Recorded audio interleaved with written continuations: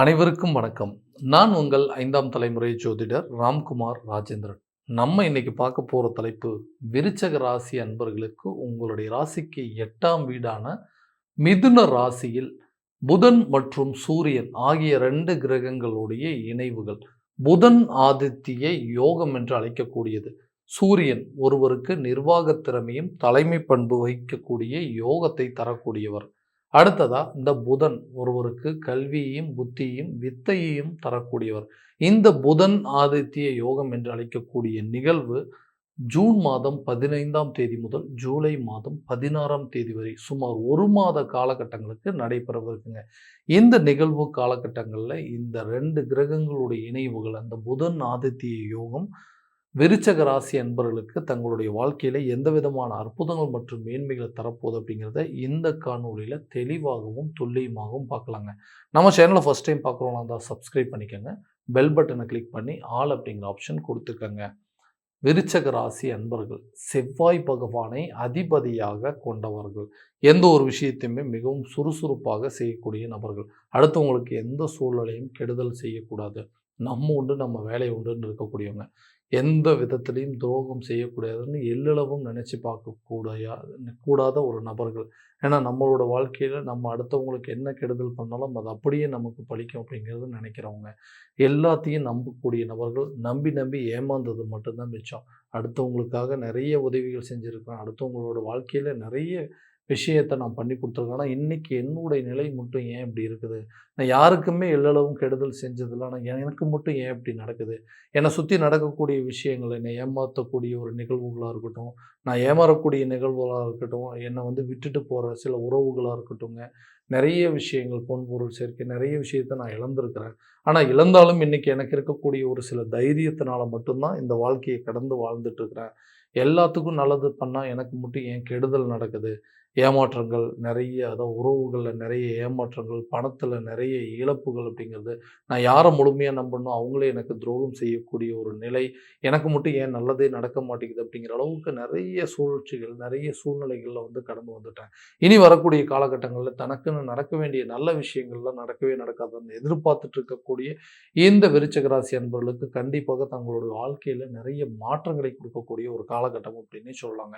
ஏன்னா இந்த சூரிய பகவான் உங்களுடைய ராசிக்கு 10ஆம் வீட்டிற்கான அதிபதி. அதே நேரத்தில் இந்த புதன் பார்த்தீங்கன்னா 8 மற்றும் 11ஆம் வீட்டிற்கான அதிபதி என்று சொல்லக்கூடியவர். இந்த 2 கிரகங்களுடைய இணைவுகள் வேலை விஷயத்தில், அதாவது உங்களுடைய வேலையில் நிறைய மாற்றத்தை கொடுக்கக்கூடிய ஒரு தருணமாக இருக்க போதுங்க. எப்பவுமே சுறுசுறுப்பாக செயல்படக்கூடிய நபர்கள். எந்த வேலையை கொடுத்தாலும் டக்கு டக்குன்னு செஞ்சு முடிச்சிருவீங்க. ஸோ இவங்ககிட்ட இந்த வேலையை ஒப்படைச்சா கன்ஃபார்மாக இதை பர்ஃபெக்டாக செஞ்சு முடிப்பாங்க அப்படின்னு சொல்கிறாங்க. ஆனால் எனக்கு வர வேண்டிய ஒரு ப்ரமோஷனாக இருக்கட்டும், எனக்கு கிடைக்க வேண்டிய ஒரு சேலரி இன்க்ரிமெண்ட்டாக இருக்கட்டும், எனக்கு பின்னாடி சேர்ந்தவங்க என்னை விட தகுதியும் திறமையும் இல்லாதவங்களுக்கு எடுத்து கொடுக்குறாங்க. எனக்கு ஏன் இப்படி நடக்குதுங்க, எதனால் இந்த பிரச்சனை அப்படின்னு சொல்லி நிறைய யோசனைகள் அப்படிங்கிறது இருந்துட்டுருங்க. அந்த நிலைகள் அப்படிங்கிறது மாறும். கூடிய விரைவில் உங்களுக்குன்னு கிடைக்க வேண்டிய அங்கீகாரம் கிடைக்கும். அந்த வேலையில் உங்களுக்கு கிடைக்க வேண்டிய ஒரு ப்ரொமோஷனாக இருக்கட்டும், உங்களுக்கு கிடைக்க வேண்டிய ஒரு சேலரி இன்க்ரிமெண்ட்டாக இருக்கட்டுங்க, உங்களுக்கு கிடைக்க வேண்டிய ஒரு ட்ரான்ஸ்ஃபராக இருக்கட்டுங்க, நிச்சயமாக உங்களுக்கு ஒரு நல்ல யோகத்தை அப்படிங்கிறது கொடுக்குங்க. ஸோ ரொம்ப நாளாக வேலை பார்த்துட்டு இருக்கிறவங்களுக்கு அந்த வேலையில் உங்களுக்கு உண்டான ஒரு பொறுப்புகள் அப்படிங்கிறது கிடைக்கும். ஸோ ரெஸ்பான்சிபிலிட்டிஸ் ஜாஸ்தியாகும்போது மற்றவங்களை, ஏன்னா உங்களுடைய ராசி நாதனே யாருங்க? செவ்வாய் பகவான் அப்படின்னு சொல்லுவோம். அந்த செவ்வாய் பகவான் நிறைய பெரிய பொறுப்புகள் இருக்கக்கூடிய, பெரிய பெரிய முக்கியமான பொறுப்புகள் வகிக்கக்கூடியவங்களுக்கு எல்லாத்துக்குமே இந்த செவ்வாய் தான் அதிபதி அப்படின்னு சொல்லுவாங்க. ஸோ அந்த மாதிரி ஒரு சில வாய்ப்புகள் அப்படிங்கிறது உங்களுக்குன்னு ஒரு ஒரு ஒரு ஐடென்டிட்டி கிடைக்குங்க. உங்களுக்குன்னு ஒரு அதிகாரம் அப்படிங்கிறது கிடைக்கும். அந்த அதிகாரத்தின் மூலமாக உங்களுக்கு நீங்கள் செய்ய வேண்டிய வேலைகளை சிறப்பாக செஞ்சு முடிப்பீங்க. மற்றவங்கக்கிட்ட நல்ல பேர் வாங்கக்கூடிய அளவுக்கு வாய்ப்புகள் அப்படிங்கிறது உருவாகும். ஸோ வேலை விஷயத்தில் புதுசாக வேலை வாய்ப்பு அப்படிங்கிறது கிடைக்கும். வேலை ரீதியாக நீங்கள் வெளிநாடு வரைக்கும் போகிறதுக்கான சில யோகங்கள் அப்படிங்கிறது இந்த காலகட்டங்களில் நிச்சயமாக இருக்க போதுங்க. தொழில் ரீதியாக இருக்கக்கூடிய நபர்களுக்கு தொழிலில் நிறைய சூழல் அப்படிங்கிறது கடந்து வந்தாச்சுங்க. அந்த தொழில் ரீதியாக நிறைய இழப்புகள், நஷ்டங்கள் அப்படிங்கிறதெல்லாம் ரொம்ப பார்த்துட்டோம். ஏன்னா கூட இருக்கிறவங்களே நமக்கு துரோகம் பண்ணுற மாதிரி ஒரு பார்ட்னர்ஸ் மூலமாகவோ சில பிரச்சனைகள் அப்படிங்கிறது உருவாகுது. நம்ம செய்யக்கூடிய ஒரு தொழிலில் மற்றவங்களுடைய இடையூறுகள் அப்படிங்கிறது அதிகமாக இருக்குது. இதனால் என்ன ஆகும்? தேவையில்லாத மன உளைச்சல் இந்த பிஸ்னஸை விட்டுட்டு போயிடலாமே அப்படிங்கிற அளவுக்கு நிறைய டைம் நான் யோசிச்சுட்டு இருக்கிறேன். ஆனால் என்ன பண்ணுறதுங்க, எல்லாத்தையுமே கஷ்டப்பட்டு உருவாக்கிட்டு எப்படியாவது சரி பண்ணி ஆகணும்னு சொல்லிட்டு எல்லா கஷ்ட நஷ்டங்கள் எல்லாத்தையுமே கடந்து வந்துட்டு இன்றைக்கி பெரிய அளவில் பாதிப்புகள் இன்னைக்கு வந்து எனக்கு வந்த இழப்புகள் என்னுடைய எதிரிக்கும் வரக்கூடாதுன்னு சொல்லக்கூடிய அளவுக்கு நிலைகள் வந்தாச்சு. இந்த நிலைகள் அப்படிங்கிறது மாறும். உங்களோட பிஸ்னஸை கண்டிப்பாக நல்ல லெவலுக்கு கொண்டு போவீங்க. நிறைய சேஞ்சஸ் அப்படிங்கிறது இந்த காலத்தில் பண்ணுவீங்க. அதே நேரத்தில் பிஸ்னஸில் நிறைய மாற்றங்கள், பழைய ஆட்கள் எல்லாத்தையும் ஒதுக்கிட்டு புதிய நபர்களை உள்ளே கொண்டு வருவீங்க. பழைய டீலிங், அதாவது பார்ட்னர்ஷிப் டீலிங் எல்லாத்தையும் கேன்சல் பண்ணிவிட்டு புது பார்ட்னர்ஸ் உள்ளே கொண்டு வருவீங்க.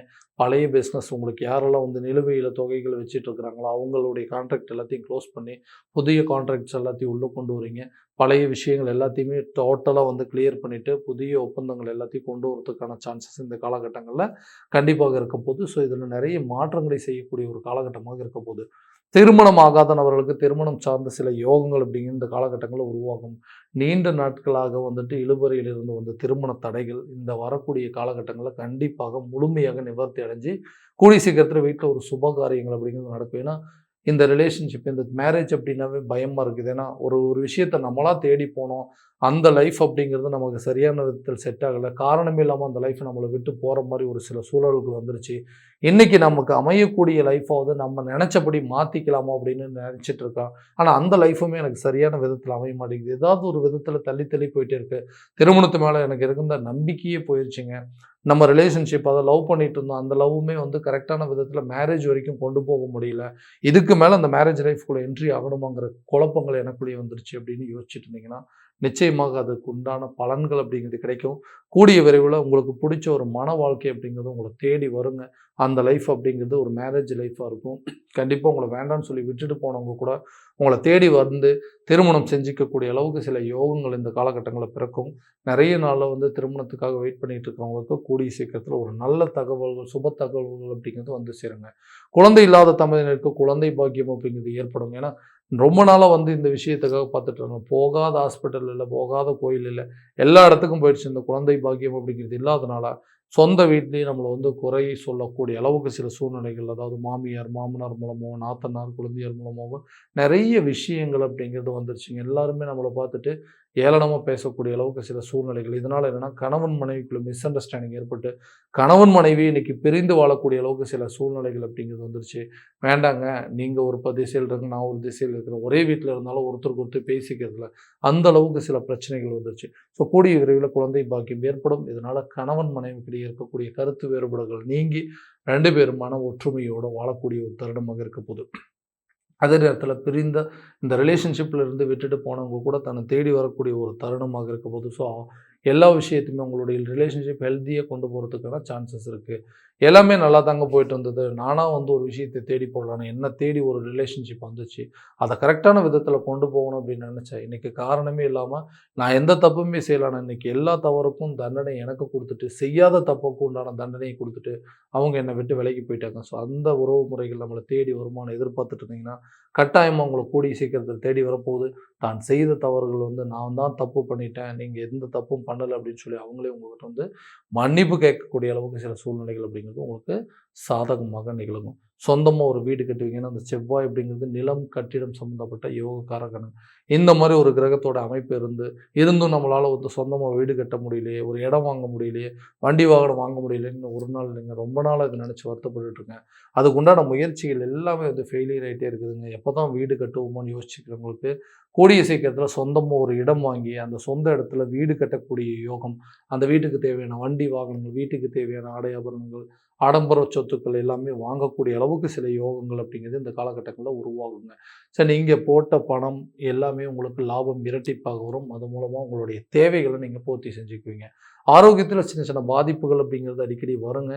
கரெக்டான விதத்தில் உடற்பயிற்சி, கரெக்டான தூக்கம் அப்படிங்கிற விஷயத்த கரெக்டாக ஃபாலோ பண்ணிங்க அப்படின்னா ஹெல்த்தில் இருக்கக்கூடிய பிரச்சனைகள் முழுமையாக விலகும். தேவையில்லாத மன உளைச்சல், தூக்கமின்மை பிரச்சனையை டோட்டலாக அவாய்ட் பண்ணுங்க.